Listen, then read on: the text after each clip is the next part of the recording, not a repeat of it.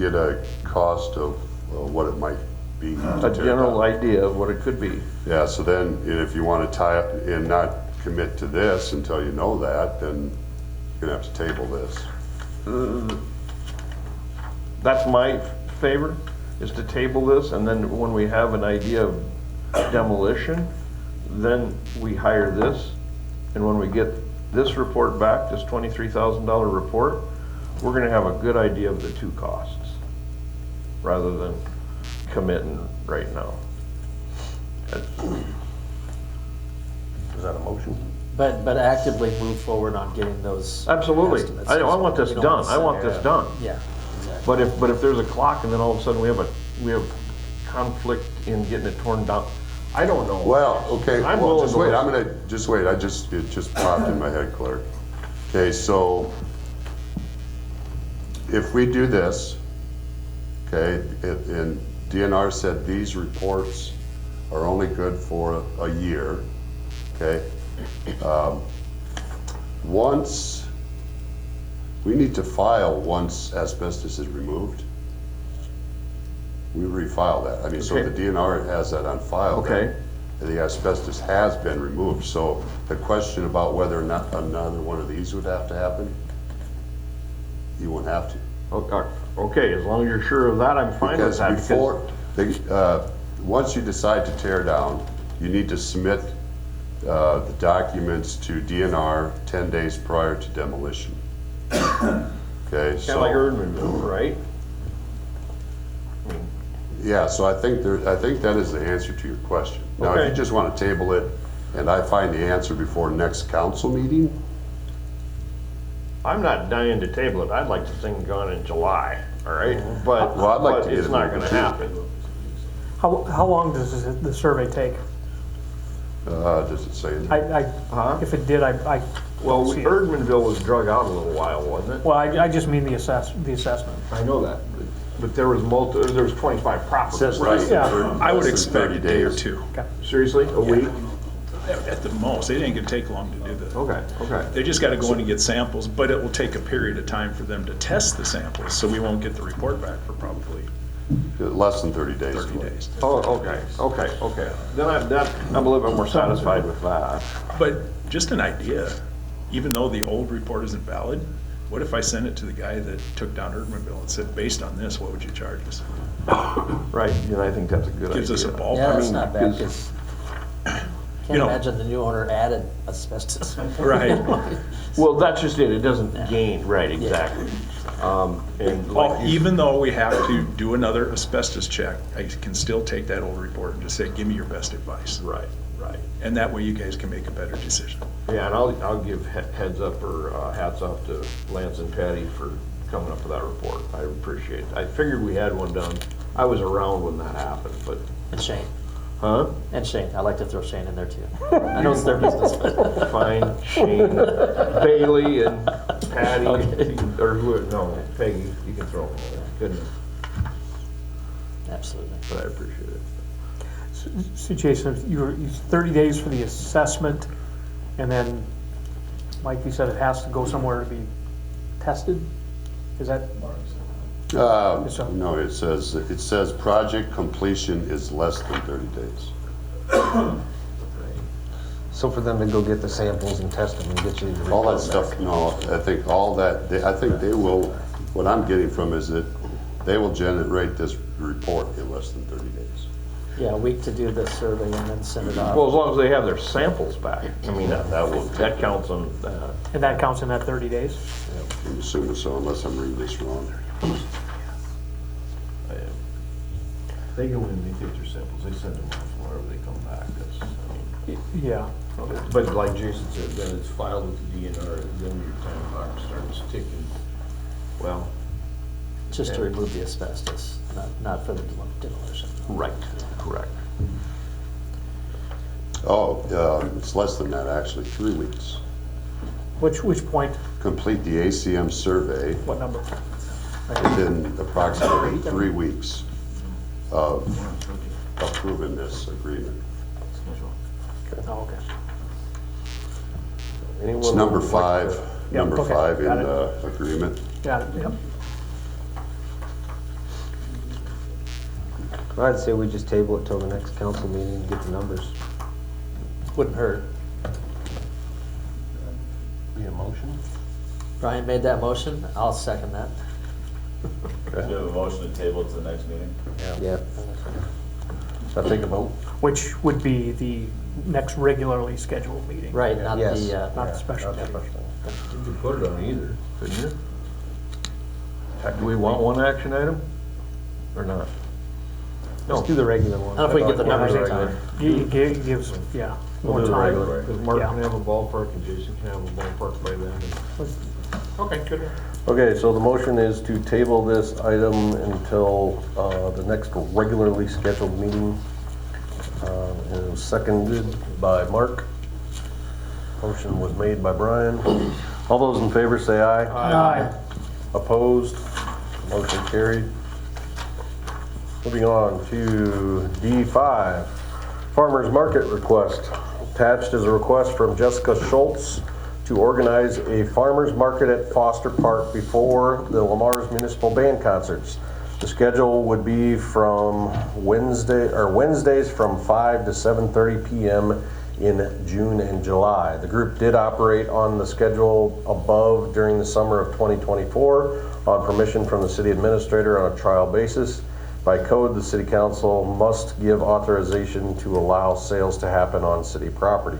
The group or each individual vendor must have and show proof of liability insurance and name the city of Lamar's as an additional named insured.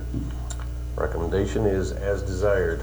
Hello, and I assume you're Jessica. I am. Okay. I knew you looked familiar. Would this be in addition to then the farmer's market on the weekends at Olson Center? Correct. Yes. And for what it's worth, to add to this discussion, I did visit with the municipal band director, happened to be in a meeting with him, and asked him about this, and he was, they're in favor of having. the They band. liked it. Yeah, they liked it. And then can we tie this insurance into the farmer's market insurance and just, why not? It's city property, selling stuff, they're both farmers. It's not our insurance, it's the farmer's market insurance. I see, I see. But we're named, As an additional insured We're not paying for it. okay. because it's our property. So what are we insuring when we do this? What are they insuring? They're ensuring that the city isn't gonna be sued for something that they're liable for at the farmer's market. So if they sell a tainted tomato and somebody gets sick from it, the city doesn't get sued from it. Or if they have an extension cord and someone trips over and breaks their arm. Exactly. What if somebody goes and eats too many carbs? It's called diabetes. Anyway, I just, Are you thinking it's gonna get bigger or about the same? I hope that it grows, and we definitely saw way more traffic earlier on when we were near, like, around the same time as the band was playing. So like last year, we actually started at 4 and we ended by 7, and the municipal band doesn't start until 7:30. So we actually saw people coming around 6:30 instead of the 4 time slot. So that's why we're moving it back to 5 to 7:30 instead of the original 4 to 7. And we did have people come for our market and then realize the band was there. So it was definitely a mix of the two, encouraging to stay for the other. It's good. so where do you guys set up in the field of, observation field, or? Yeah, so last year we were lined remember up seeing by it. the main sidewalk by Central. Central.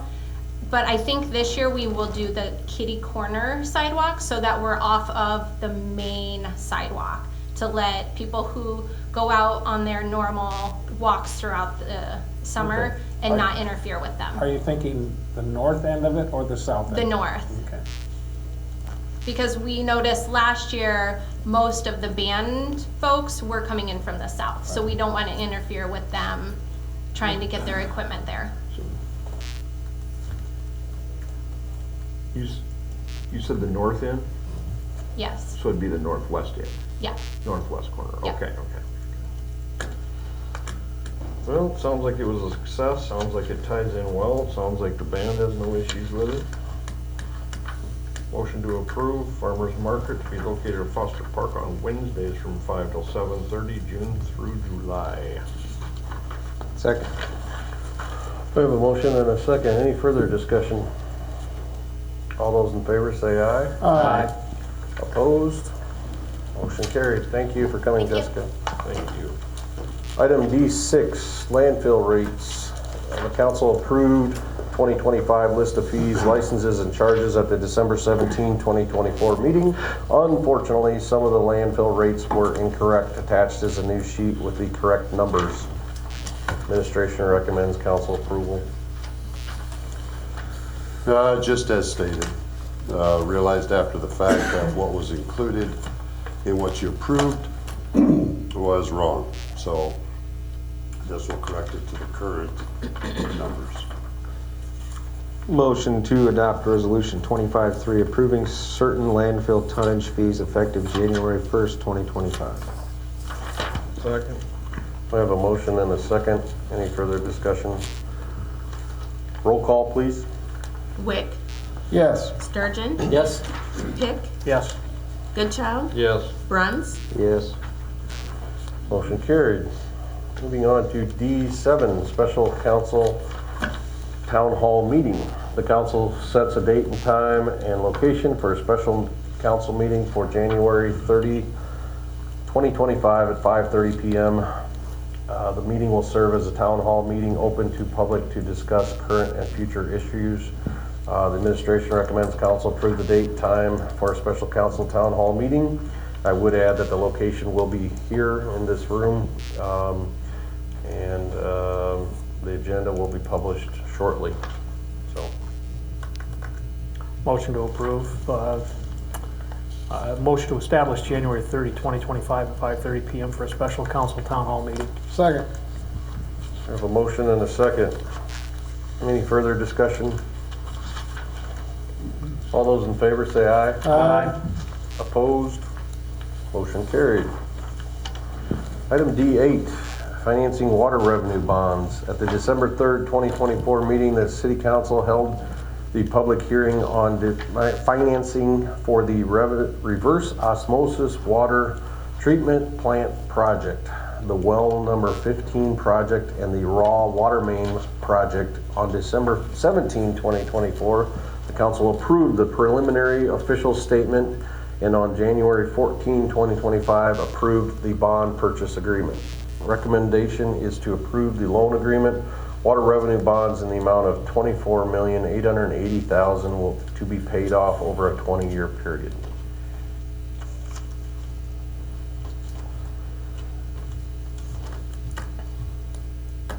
I'll make the motion to adopt resolution 25-4 authorizing and approving a loan agreement providing for the issuance of $24,888,000 in water revenue bonds series 2025A and approving an escrow agreement.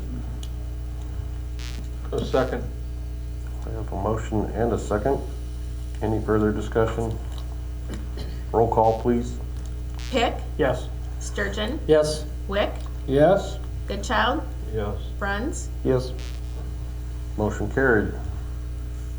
Motion to adopt resolution 25-5 for the issuance and securing of the payment of future obligations for the purposes of borrowing money for the city's municipal waterworks utility system.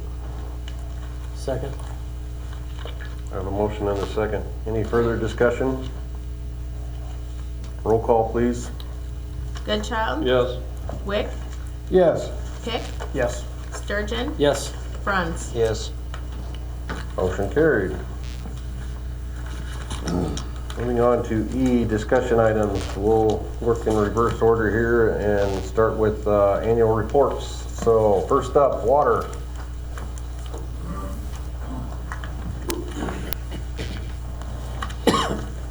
Good afternoon. I see you guys all have the water report in front of you. Yep. Okay. First page basically is just a description of employees, years they've been here, what grade level they have, description of the water system, some things that we do. Second page, total gallons that we pumped out of our wells last year was 1 billion, almost 210 million gallons. Backwashed water through that was a little over 63 million gallons, of 5.3%. Billable water was 1,066,000, and unaccountable water, that would be the difference between the two, was 33 million, a little over 33 million, which is 3.1%. That's down from last year, was 5%. Part of that is because we've been working on our treatment part, or our water treatment valves, and getting them fixed so that we don't lose as much out to the sewer and that kind of stuff. So one other note I wanted to say in here too, on that graph there, or not graph, the list of things, city meters not billed is down 21 million. That's due to the golf course putting in their own well.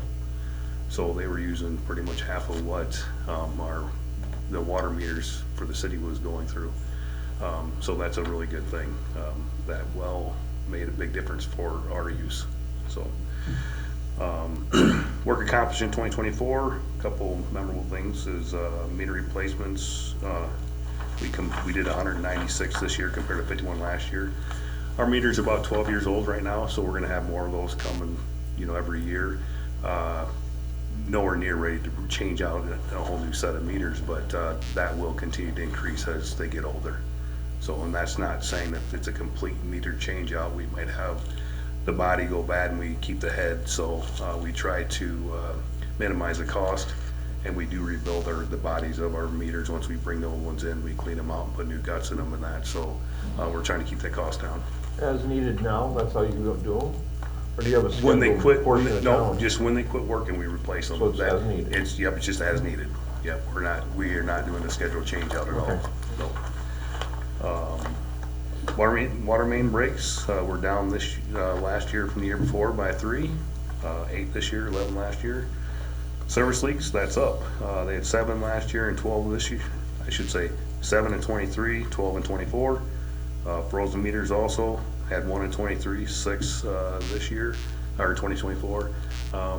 Had 2 phone calls already this week of service lines froze. So hopefully the weather gets a little warmer and that goes away. Call outs is down from 72 in 2003 to 54 in 2024. So that's a good thing. The next page, that's just a list by month of how many gallons we pumped out from our wells and how much we sent out in distribution system. We are down 158 million gallons this year, 2024 from 2023.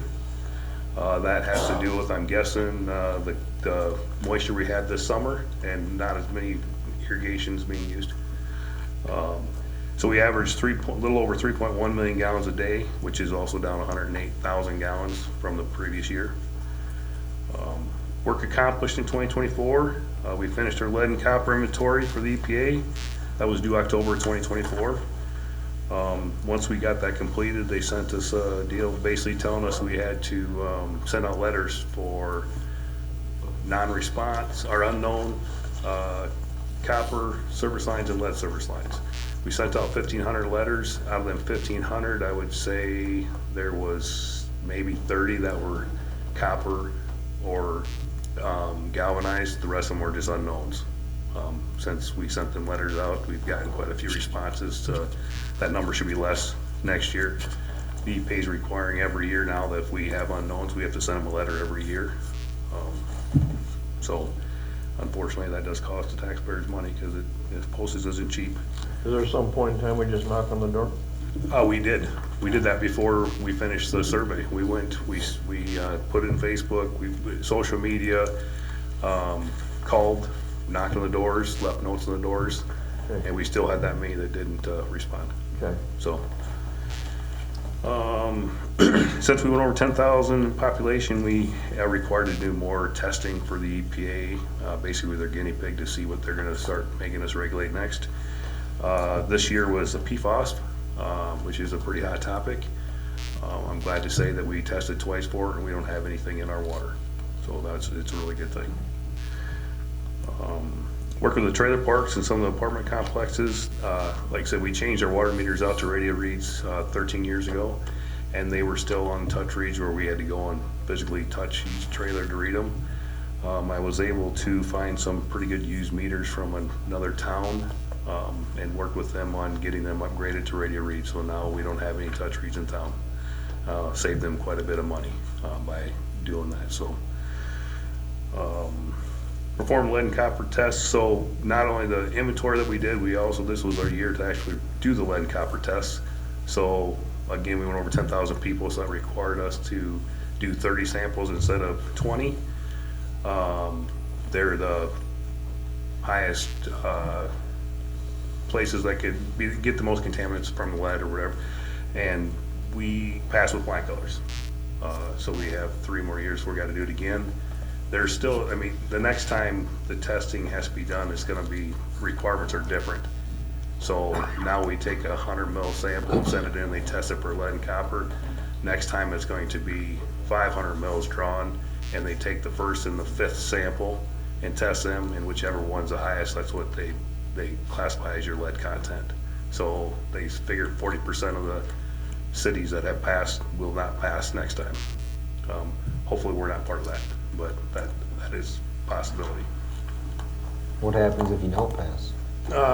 We have to notify the customer that they didn't pass, and then we have to have they haven't actually came out with the rules on what is required of us, but from what I've been told, they're gonna require us to have some kind of a plan to take care of that. The problem that we have here is we don't own it. So it's kind of hard for us to make someone change their service line when we don't own it. So I'm still kind of curious on how they're gonna do that. Interesting. The next page, we replaced 2 blocks of 4-inch water main with 8-inch water main. That's along Highway 75 by the Outlook Apartments is where that location is gonna be. By doing that, we were able to eliminate a dead end also and shorten up the service line for the sewer plant. We installed 500 feet of 12-inch water main on Industrial Road south of 27th. Installed the 4th booster pump on